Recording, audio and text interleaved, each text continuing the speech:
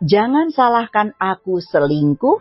Kita sampailah pada bab 46. Audiotune lovers dimanapun berada, bersama-sama mari kita dengarkan dan simak what is going on.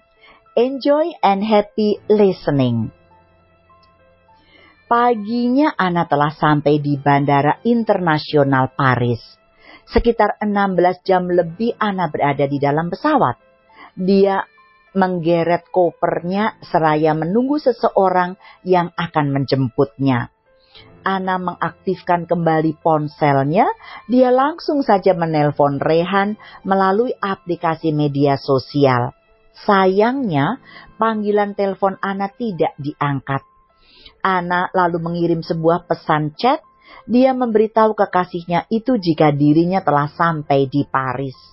Anna duduk di ruang tunggu seraya bermain ponsel. Dia juga memberitahu orang tuanya jika sudah sampai di tempat tujuan. "Anna!" teriak seorang wanita. Anna menoleh ke arah sumber suara. Dia langsung berdiri dan berlari memeluk wanita yang telah memanggil dirinya. "Tante Tika," ucap Anna. "Kamu apa kabar, sayang?" tanya Tika. "Anna baik-baik, kalau tante? Tante juga baik kok. Kita pulang sekarang ya," ucap Tika. Tika adalah adik dari Hendra. Dia tinggal di Paris karena Tika mempunyai suami yang berasal dari sana.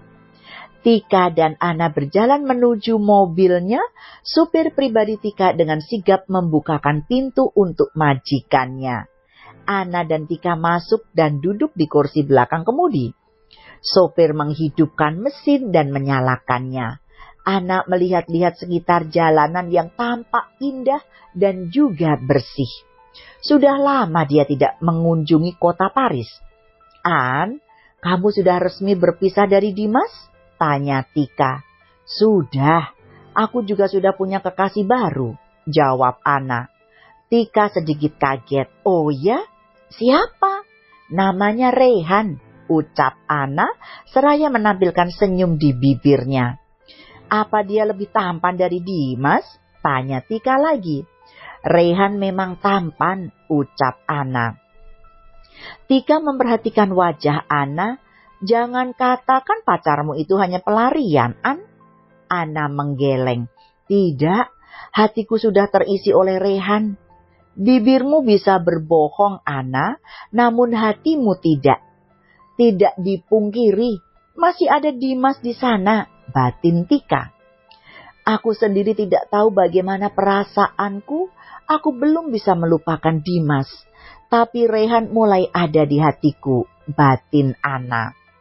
Mobil sampai di rumah mewah khas nuansa Eropa. Anna dan Tika keluar dari dalam mobil. Sopir mengeluarkan koper Anna di dalam bagasi dan membawanya masuk ke dalam.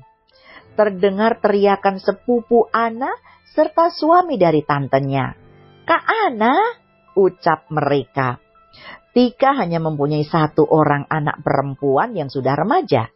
Anak serta suami Tika sudah fasih berbahasa Indonesia. "Hai Ali, kamu semakin cantik saja," ucap Anna seraya memeluk gadis remaja berusia 15 tahun itu. "Kak Anna juga," ucap Eli. Anna beralih merangkul suami tantenya. "Hai Robert, kamu juga semakin tampan." Robert terkekeh. "Aku memang selalu tampan." Tika memutar mata malas mendengar jawaban suaminya. "Ayo masuk, Anna." Tika membawa Anna masuk ke dalam rumah mewahnya. Anna menatap takjub desain interior di dalam rumah Tika. "An, aku akan tunjukkan kamarmu yang dulu. Oke?" ucap Tika. "Tante tidak mengubah kamarku?" tanya Anna. "Tentu saja tidak. Kamu paling suka kamar yang ada di balkon, kan?" "Tante tahu aja, aku suka sekali di balkon. Biar bisa melamun," ucap Anna terkekeh. Tika membawa Anna menaiki anak tangga. Dia menunjukkan pintu dengan cat berwarna gold.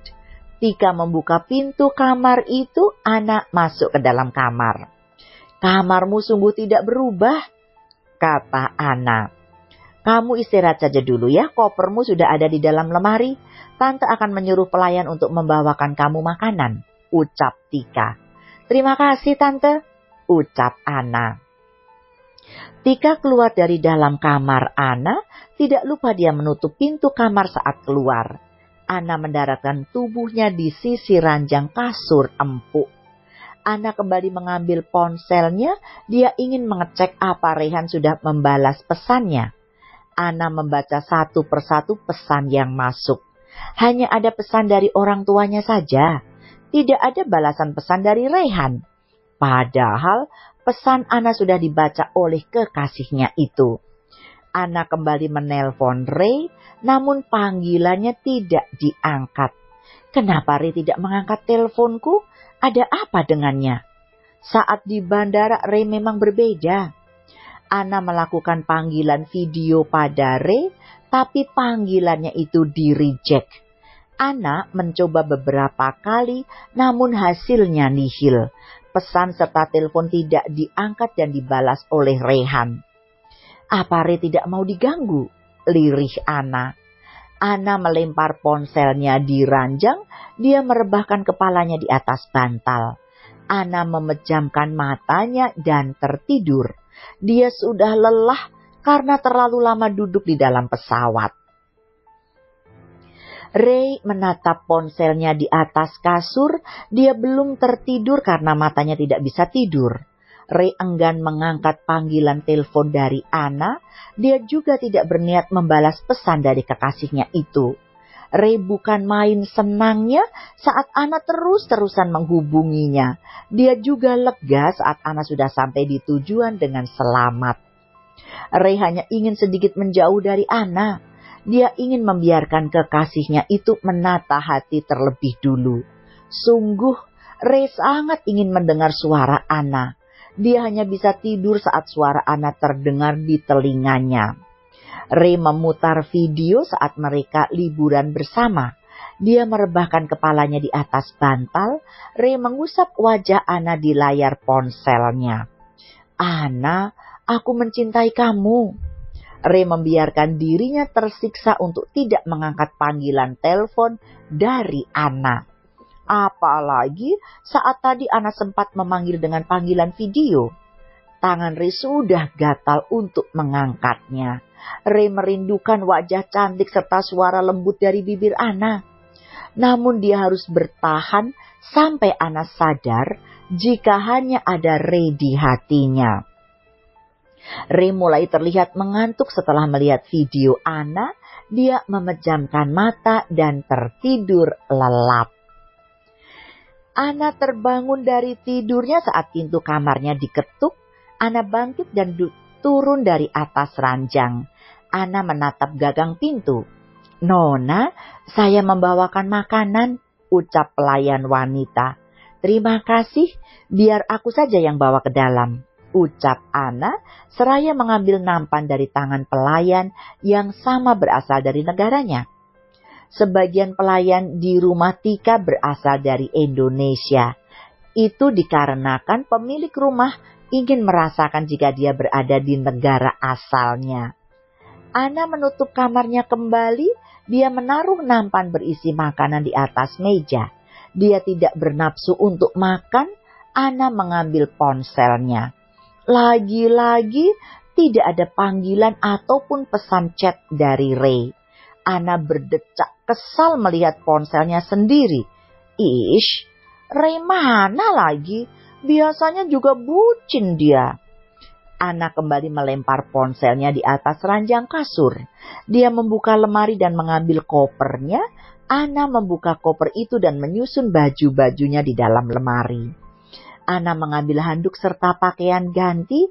Dia beranjak menuju kamar mandi membersihkan diri. Anna mengisi air di dalam bathtub dan memberikannya sedikit aromaterapi. Anna masuk ke dalam bathtub yang berisi air hangat. Dia ingin menghilangkan penat serta kekesalan hatinya pada Ray. That's it. I will be back very soon. But before that one, dukung author dengan vote like dan juga komennya ya. Itulah tadi permintaan dari Renita April. Audiotune lovers pasti masih menunggu kelanjutan dari ceritanya. Saya akan segera kembali. Wait for me, don't go away, to be continued. Bersambung.